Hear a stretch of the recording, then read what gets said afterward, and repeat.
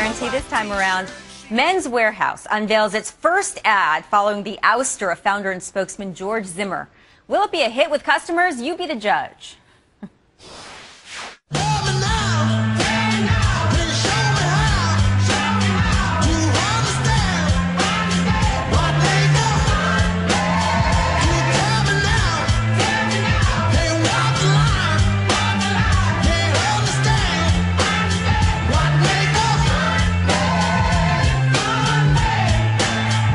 For 40 years, we've been helping men dress like gentlemen.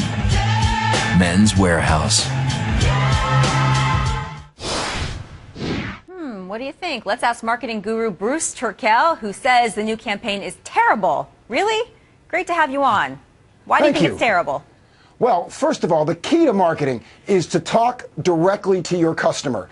And the Men's Wearhouse customer, and the reason that their old campaign was so brilliant, was I think the customer was not a clothes guy. It's a guy who knows he's got to look sharp for work or he's got to look good for a wedding. And then George Zimmer comes on and says, don't worry about it. I'll make you look good. I guarantee it. That made sense to me. Now they're showing non-clothes guys this kind of weird, funky, creepy history of clothing, and then telling me I'm going to be a gentleman, but the guy who's the gentleman, every time a girl walks by, he does a pirouette and looks at her butt. I mean, that's just not my definition. Would you go so far as to call it sleazy, as some other critics have, Bruce?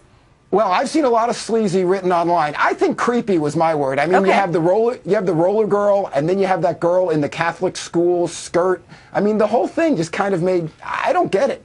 It's a little disrespectful to women in particular. That's a way to put it. They had a chance to move forward, and instead they went backwards. So here's the financial issue. Men's Wearhouse risking a $250,000 penalty by not using founder, who's now ousted, George Zimmer. Put that in perspective for me. Is that a significant factor? Well, no. The amount of money that they're going to pay to produce that ad, the amount of money they're going to pay to run that ad, and more importantly, the opportunity cost of whether it works or not, $250,000 is irrelevant. I think what you're going to see happen is this ad will run its course, they'll try something else, and then someone will have the bright, brilliant idea of bringing Zimmer back. We've seen that happen so many times where companies kind of blow it, they try something new, it doesn't work right, and then they veer back to what did work. If it ain't broke, don't fix it in the first place. Can you remind us of some of those companies? Well, sure. Absolute did that great ad where they had absolute perfection, absolute Miami, absolute this, absolute that. It was a huge campaign for them. It put them on the map. They ran it for a lot of years, and then they got tired of it, and they ran a new campaign which got no traction. Ran a second campaign, no traction. They brought it back. Career Builder used the monkeys. You remember those ads? They got huge response from it. Ran for a while. Eventually they fired the agency, got a new agency, tried some new things, and then they brought the monkeys right back because that's what people knew and that's what people responded to. You know, I wonder though, since we're talking about this offensive ad by Men's Wearhouse, we're giving it sort of the free advertising. Right. It's the water cooler topic of the day. If in a way the backlash will end up being beneficial to it. Well, sure. The backlash is absolutely beneficial, but it's rather short-lived.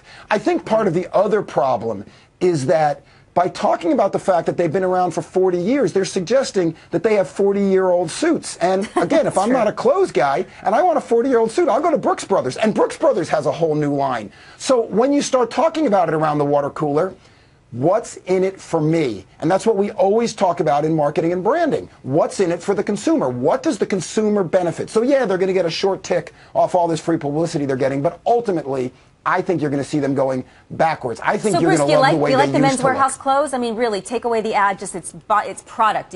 Are you satisfied or not so much? Is the ad a true reflection of what they're offering these days, old stodgy suits? I am not a Men's Wearhouse customer, so I'm not the person that they need to concern themselves with. But the customer that they're concerned with, I think, is a guy, as I said, who's not that confident or not that secure in his ability to look good. He either shops with his girlfriend or his wife, or you had Zimmer saying, I'll make you look good. So that guy, I don't think, is going to feel real comfortable with what they're saying to him now. Yeah, clearly you are not the Men's Wearhouse target customer, Bruce. Much too dapper for them. Thank you, sir. Thank you very much. So nice to meet you, Bruce Turkel. Okay.